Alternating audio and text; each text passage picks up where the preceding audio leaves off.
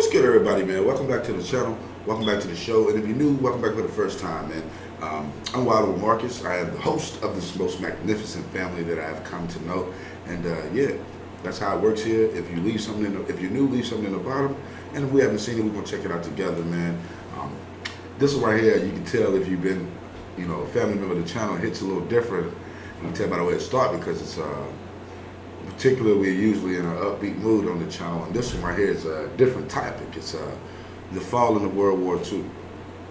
Yeah, so, and I have such like a huge amount of respect and admiration for soldiers, man, our veterans, and that's not just my nation's soldiers. That's soldiers in general, man. The bravery that they have is just it's out of this world, and it deserves recognition. So, on whatever side you're on, a soldier is definitely a rare human being. Okay, some might even say a little more. But let's get into the video, man. The falling of World War II. This one right here, I am going to be shouting out my veterans from my nation, man. I love you guys and girls, man, for everything you do for me and the rest of the nation, so we continue to have lives that we know it. Okay, that means a lot to me for people to make the ultimate sacrifice so I can bring videos to you. Okay, just something that simple. People make the ultimate sacrifice to make sure that can happen. Let's check out the video though. The average lifespan of an American is 80 years. And an 80-year-old today was 10 when World War II ended, 4 when it began. A soldier who saw battle would have to be in his late 80s at least today. Generals, political leaders, the decision makers of the war, few are still with us. And over the past few decades, we've seen authors and filmmakers rush to capture stories from survivors before this connection of memory is lost. Wow, that's for real. It can't fade away, man. This project is not about individual war stories, and it's not about survivors. We're going to tally up the tens of millions of people whose lives are cut short by the war, and see how these numbers stack up to other wars in history, including trends in recent conflicts.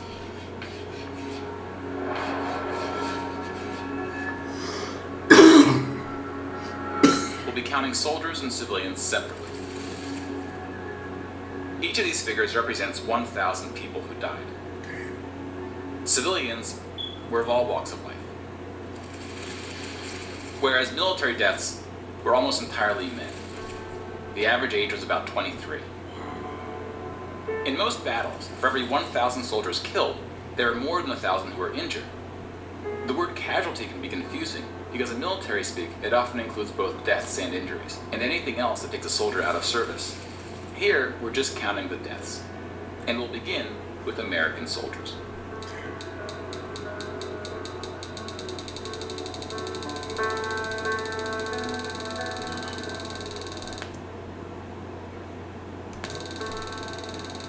Over 400,000 died. Most of the deaths occurred in the European theater, fighting the Nazis. And about a quarter were in the Pacific, fighting the Japanese. When you put them on the timeline, you see that casualties were the heaviest at the end of the war. The war began on September 1st, 1939. But the US wasn't willing to join the fight until Pearl Harbor, 2 years in. The deaths increased drastically on D-Day. I remember from school is what I mean. Yeah. When the Allies invaded Normandy. One of the most tragic moments of the war was on D-Day at Omaha Beach, where 2,500 Americans fell. So about the same number of US soldiers died on this single beach landing as the entire 13 years of the recent war in Afghanistan. The bloodiest battle in the Pacific was Okinawa, which lasted 82 days, during which 12,500 Americans died. Damn! What? The bloodiest battle in the Pacific was Okinawa, which lasted 82 days, during which 12,500 Americans died. About 5,000 of these deaths were at sea from kamikaze attacks.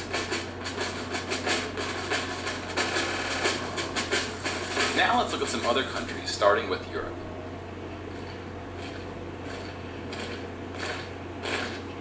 Germany started World War II when it invaded Poland. Poland ultimately lost 200,000 soldiers in the war. Most died after the invasion while the country was occupied by Germany and the Soviet Union. Germany, meanwhile, lost just 16,000 in the invasion of Poland. The Nazis went on to invade and conquer other countries, including Denmark, Belgium, the Netherlands, France, Greece, and Yugoslavia. France surrendered, but after losing 92,000 soldiers in the Battle of France. Over 200,000 ultimately fell, which includes deaths in POW camps. Damn, man, these are lives we talking about, man. Wow. French colonies, and other fighting. Yugoslavia suffered almost 500,000 military deaths. The initial invasion brought relatively few casualties on both sides, but the deaths mounted under Nazi occupation due to guerrilla fighting, civil conflict, and mass executions. The Nazi invasions were swift, with relatively few German losses. Even the Nazi commanders expressed surprise at their success. And then we have the United Kingdom and the United States, who were not in Britain lost about the same number of soldiers as the US, which includes the British colonies. Germany lost about 500,000 soldiers fighting the US and Britain in what is known as the Western Front, which took place in France and Belgium. Damn. That's a lot of damn people, man. But most Nazi soldiers died in the Eastern Front, Germany's unsuccessful invasion of the Soviet Union. The numbers are staggering. Wow. The most famous battle of the East War was Stalingrad. The German 6th Army successfully took Stalingrad, but then got surrounded by the Soviets and cut off from food and ammunition. 500,000 Nazis would ultimately die in Stalingrad. Another 100,000 were taken prisoner, of which 6,000 would ever return. POWs had a low survival rate throughout World War II, and it was particularly grim in the East.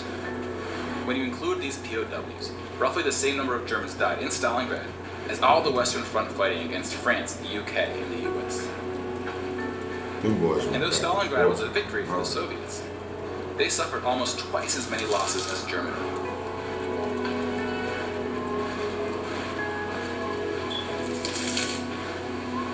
The Soviet Union would eventually defeat the once unstoppable German army, killing 2.3 million Nazi soldiers. That's a lot of people. But winning the war came at a cost. That's ridiculous, man. It's fucking sad. That tower still climbing right there is ridiculous.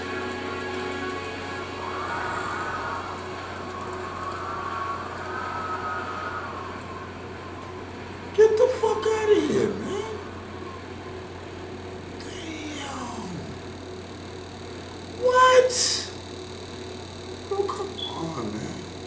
They nearly wiped out their population fighting them, man. Still count. 8.7 million is the official tally by the Russian military, a hotly disputed number. Some studies have calculated as many as 14 million dead.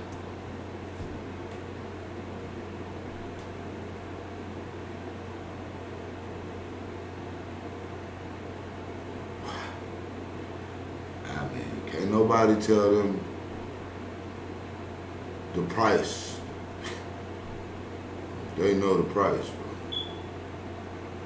That is 8.7 million, and that's disputed that it might be more. To complete the count of European military deaths, we need to add German deaths from other fronts, including the North and Africa, as well as deaths from other Axis powers allied with the Nazis, Hungary, Romania, and Italy. When you put these European military deaths on the timeline, it looks like this. You can now interact with the chart to learn more. Pause the narration if you would like more time. Wow.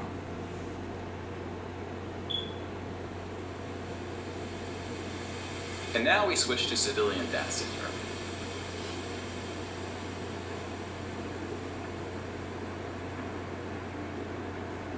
Do we even Do we even 6 acknowledge? million Jewish people were. Do we even acknowledge how many people have fallen in the midst of our disagreements? I mean, personally, this is just heartbreaking. And like I said, it doesn't matter what side you're from. To see that this many lives were cut short of a full life because of disagreements. I mean, it's just, I have no words, man.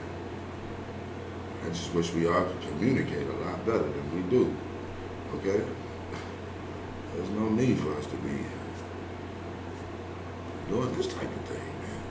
I mean, I know it's our history, but a lot of this war and conflict still goes on in present day, man. It's like nobody's taking time to think about it, man. We need to just try to communicate a little better, man, and understand each other a little better before the numbers start looking like this. It's crazy.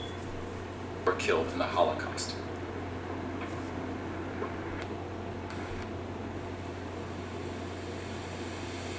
And now we switch to civilian deaths in Europe. Sorry.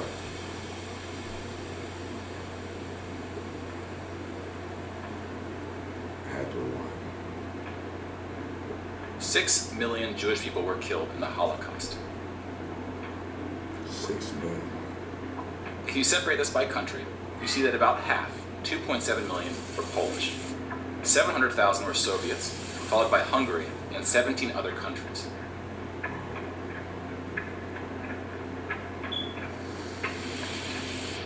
Broken down another way, about half of the 6 million were killed in the concentration camps. Over 1 million died in Auschwitz. Most were killed in the gas chambers.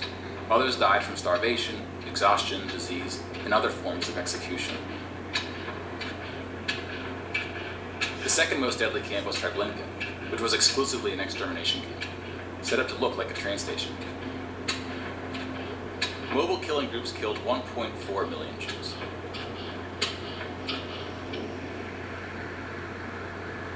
Like with the gas chambers, men were killed first to reduce the risk of revolt.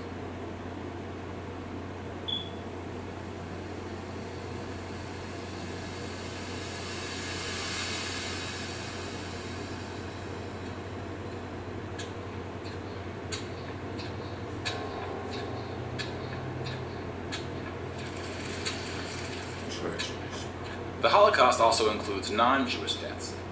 Between 130,000 to 500,000 Roma, then called Gypsies, were killed. The numbers are disputed. About 250,000 people with disabilities were killed. Homosexuals, Catholics, and other groups were also exterminated, but their numbers were relatively small. Some historians say that other civilian deaths should go under the label of Holocaust. About 2 million non-Jewish Poles were killed under German occupation, some of which were sent to the gas chambers at Auschwitz. When you combine civilian and military deaths, over 16% of the total Polish population, some of which were sent to the gas chambers at Auschwitz. When you combine civilian and military deaths, over 16% of the total Polish population died in World War II, which is the highest percentage of any country. But not the highest in total death count. The Soviet Union again tops that list, losing at least as many civilians as it did soldiers, somewhere between 10 and 20 million. A particularly dark moment for the Soviet Union was the siege of Leningrad, now St. Petersburg. German forces surrounded Leningrad before civilians could be evacuated. Supplies, including food, were cut off for 2.5 years. 1.5 million people, including food, were cut off for 2.5 years. 1.5 million people died as a result, mostly from starvation, mostly civilians. That has to be one of the worst ways for someone to have to leave here is by starving, man. The evils of man. Shit's ridiculous, man. It's just, man, mind-boggling, bro. How we can be so fucking dark to each other, yo. Really. Human beings. Stalin's cruelty towards his own people is partly responsible for these numbers. I'm sorry. It's just the one big similarity that we all share. you who watching, those before us, is that we're alive, or were alive in this world at one point.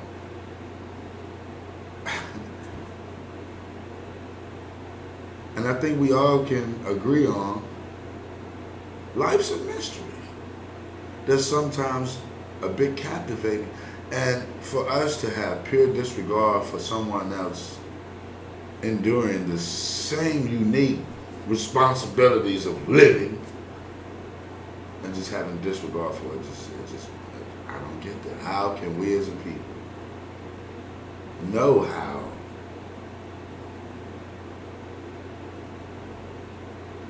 blank it is to not have all the answers that you want to know, but to send someone that I just don't get it, man. But I'm hoping that we can do a lot better. I got faith in the human being. Okay, I feel like we can do better. This is heartbreaking. The numbers. He often didn't allow civilians to evacuate from cities, thinking it would cause the soldiers protecting them to fight harder. About 1 million Soviets died in Stalin's own labor camps, called the Gulag. Just about every country suffered civilian losses, especially countries who were invaded. While many died as a result of so-called collateral damage, the biggest numbers occurred when it was no accident. Civilians were exterminated, purposely fired upon or bombed, used as human shields, or intentionally deprived of food. The intentional killing of civilians was done by most warring parties, including the United Kingdom and the United States. The United Kingdom was spared of a land invasion, but still lost 60,000 civilians, largely from German air raids or blitzes, often directed at civilian population centers. The UK did the same to German cities at a much greater magnitude, causing about 10 times the number of deaths. But most German civilian deaths came from the ground at the late stage of the war. When the Nazi regime collapsed, civilians living in occupied regions had to desperately flee from the advancing Soviet army. Rapes were widespread, and death estimates ranged from 600,000 to 3 million.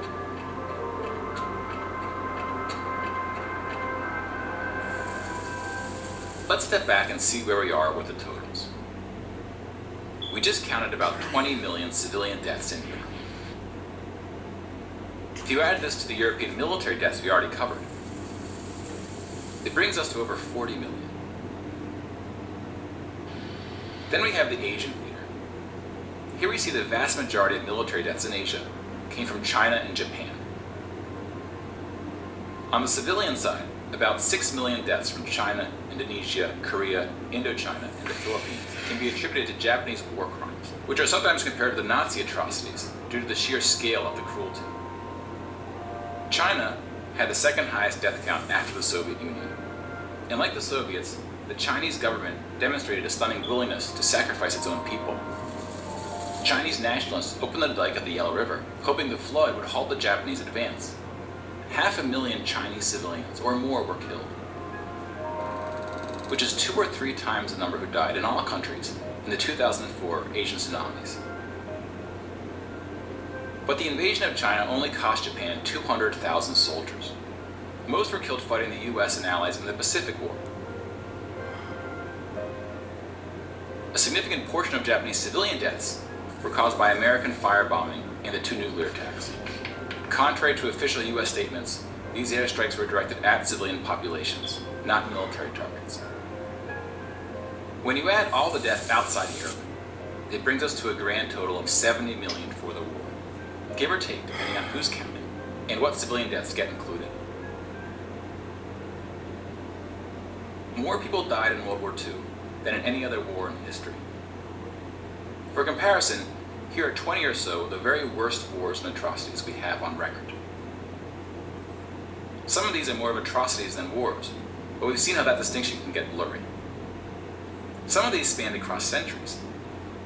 World War II had the highest body count, and it all happened in just 6 years. The world's population has grown significantly since the earliest atrocities on this list. If you want to compare them in terms of what percentage of the world died, we can adjust the chart to look like this. This rough approximation tells us there may have been more devastating wars before World War II, proportionally speaking.